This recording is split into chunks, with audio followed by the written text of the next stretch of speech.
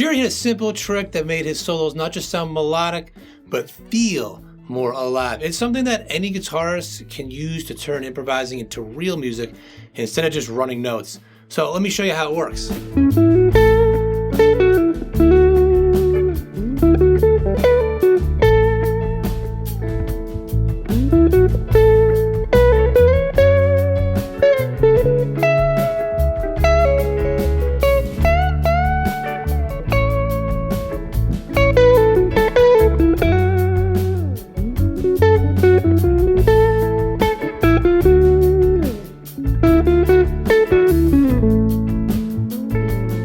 So we're going to use Peggy-O as our example, and the first step is to just know, what key the song is in. So this song has 4 chords. That is A, D, F sharp minor, and C sharp minor. And it starts with A, it ends with A, and has A in there more than anything. So you could guess it's A, right? It keeps kind of wanting to go back to that home note, that home chord. And this is regular A major. So a lot of dead tunes are in this Mixolydian sound, which just basically means it has a flat 7, has this instead of a major 7, in this case G. But this song is actually regular A. It's A major. Right? And that's all you need to kind of get going and make some music. I mean, you could just hear it with the track like this.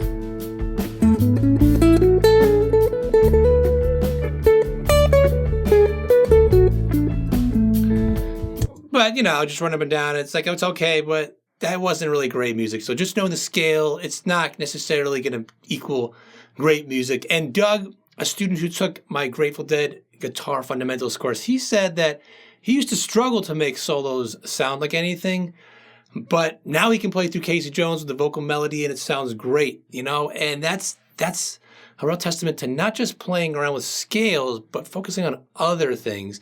And that's actually what my brand new course, Dead Easy Improv, does. That's what it's all about, is taking that fundamentals course to the next step and focusing on improv and really making music and not just running up and down scales, So if you want to know more about it, I got a link in the description down below. You can check out more about the brand new course. So, you know the key, the scale, okay, that works.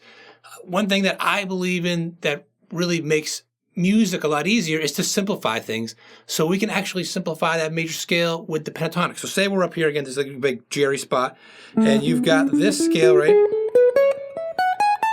A major scale. We can just take out the 4th one and the 7th fret. So now we have a 5-note pentatonic scale. And maybe we even do a little kind of diagonal area. It would sound like this.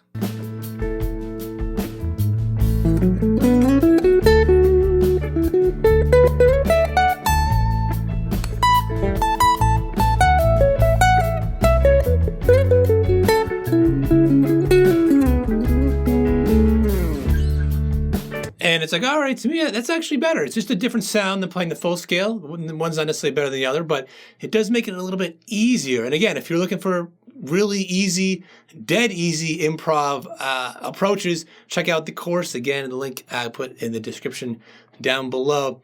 But the thing that really takes it to the next step is to play these guide tones from the melody, and it sounds a little bit like this.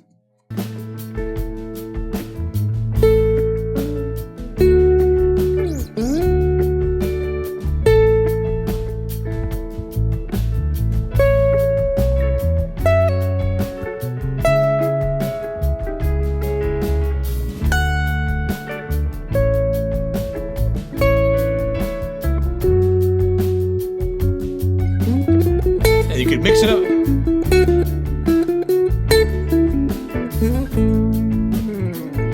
Like that, it's taking the melody. So the melody is kind of like this.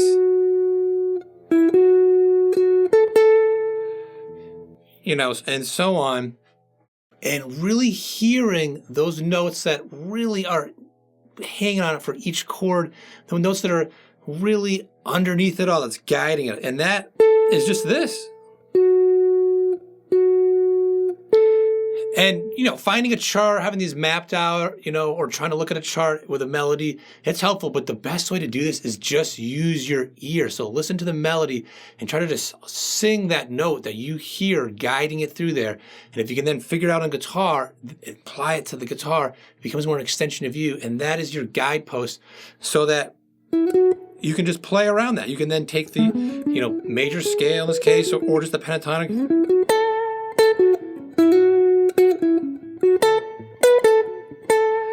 I'm just focused on hitting those notes, and especially the end of a phrase, really landing on it. And that just guides you right through it. It guides you right with the chords, because, in this case, it's just playing the root note, F sharp, which is the major third of D, back to that. Then it goes up higher to the C sharp, the major third of A, and then it stays on it, which is the fifth of F sharp minor, and so on and so forth.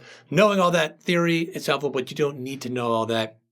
The main thing is to kind of hear it and make it an intuitive part of your playing, and that's going to shape your solos, your improv, so much more than just drilling scales, just all the time. And this is, it's kind of like a trick. That's a great first step, and honestly, it's all you need to really start sounding more musical and more melodic in your improvising. But Jerry did something else with melodies that kept the solos from ever sounding boring, at least in my opinion. I never got bored hearing them. So if you want to see what it was, check out this video right here next.